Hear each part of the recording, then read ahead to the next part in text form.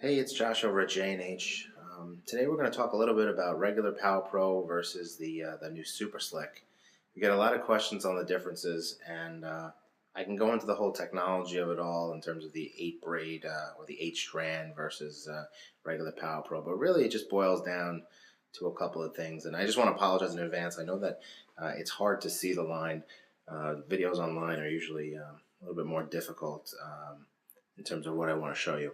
But the main difference between these two lines, aside from the color, if you like blue braid, then the Super Slick really is your only option, as the regular Power Pro only comes in yellow, green, red, doesn't come in blue. So if you're a fan of blue, which a lot of guys are, they really like blue braid, then you're already sort of locked into the Super Slick. But the main difference between these two lines is that the Super Slick is a lot smoother.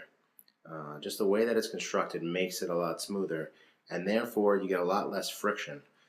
If you came into the store and you felt Power Pro, it almost feels like I don't want to say bumpy. That's probably not the right word. And comparing it to bakery string isn't doing it justice, because it is super popular and it works great. But it's got more of a textured feel to it, whereas the Super Slick is very smooth, or much smoother. It's not as smooth as the Daiwa braid, Samurai or Saltika Dendo, but it's more along the lines of Suffolk. If you've ever fished Suffolk braid, I'd say the Super Slick is comparable to that. I've chosen 65-pound test just so that you can see it. Both braids come in all sizes, all the way from I think 10-pound or even less, all the way up to 100, 150-pound test braid. But that's the main difference. So what that does for you is you're going to cast further with the Super Slick. Being that it's smoother, because you're going to have less friction as it goes through the guides. As it travels through the guides, it hits the guides, and the more friction you have, the more it's going to slow it down. You're also going to do it's also going to be a little bit easier to tie knots with the Super Slick, because it's smoother.